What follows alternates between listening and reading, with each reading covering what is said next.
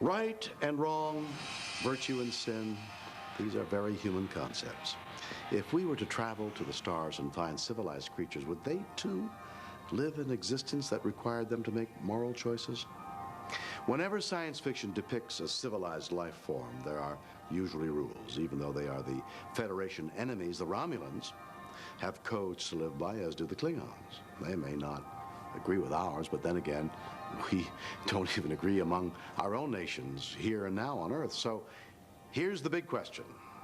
Is it possible to live without a concept of good and evil? We're about to find out in The Savage Curtain.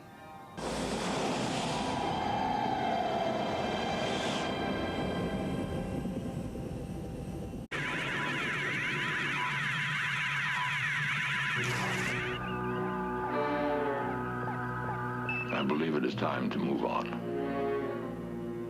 Yes, those are the orders. There was a sense of doom the last few shows because there seemed to be rumors around that the network wasn't picking it up. We very strongly suspected we were going to be canceled almost immediately after we started the third season. Always it is the brave ones who die.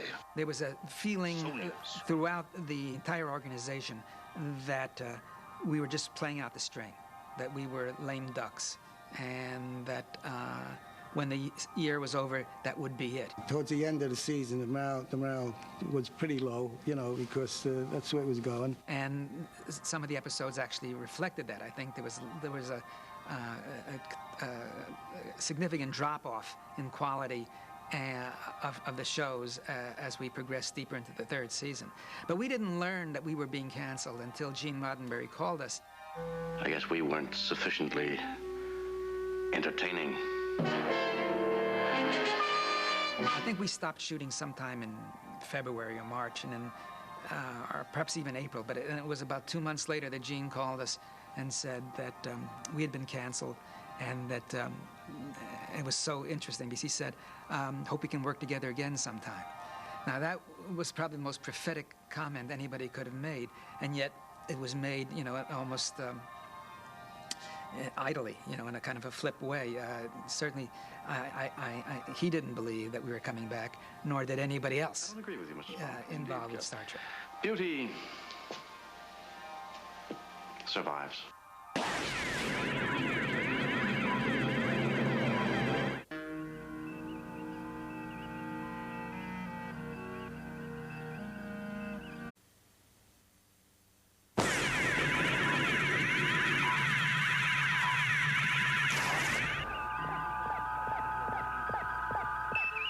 I fell in battle, pierced to the heart, and did not die. It's a different time now.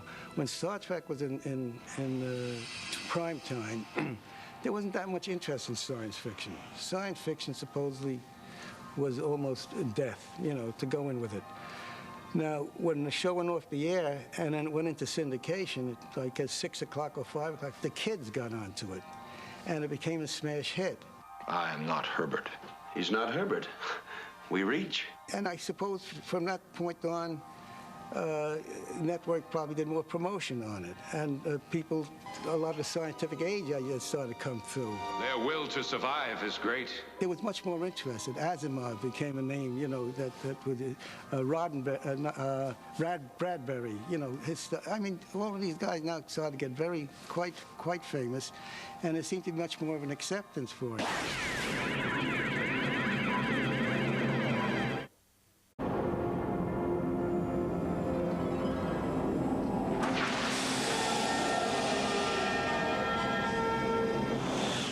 This is not the first time we've run into historical and mythical figures traveling without a passport in deep space. Remember the Earps and the Clantons in Spectre of the Gun, or the god Apollo in Who Mourns for Adonis? How about the incarnation of Jack the Ripper in Wolf in the Fold? But honest Abe Lincoln? Well, there's a reason for everything, as we'll soon find out. Stay with us.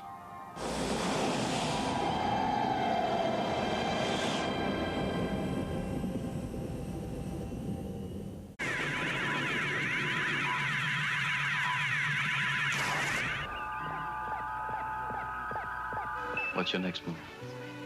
Star Trek was at its worst undoubtedly those years before we made the first movie.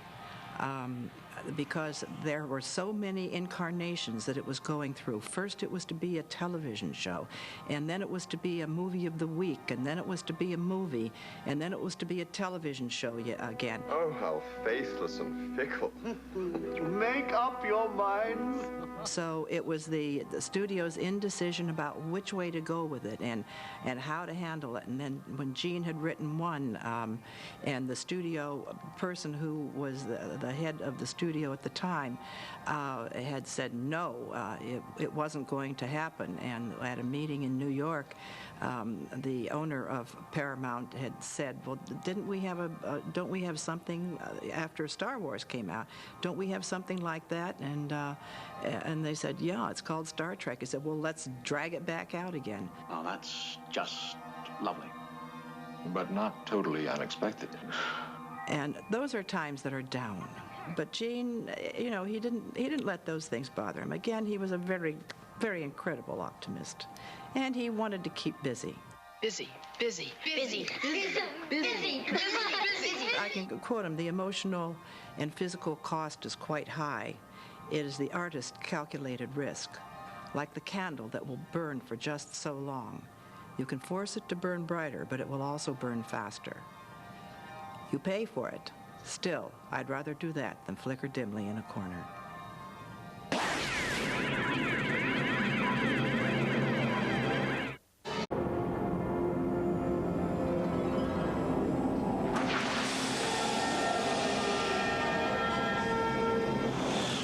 Gene Roddenberry, Star Trek's creator and co-writer of this episode, was a sickly kid who read a lot and dreamed of being a writer.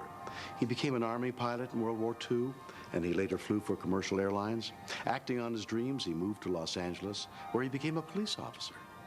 And dressed in a uniform one day, he frightened a famous Hollywood agent into reading one of his scripts and was quickly hired. He wrote for Naked City, Highway Patrol, Dr. Kildare, Have Gun Will Travel. He then created the series The Lieutenant, where he met Leonard Nimoy and a few others who would later join him on the Star Trek crew. Along the way, he acquired the nickname Great Bird of the Galaxy. We lost him in 1991. Imagine a world that never met Gene Roddenberry, and imagine a world without Star Trek. How fortunate we are that Gene blessed us with his vision.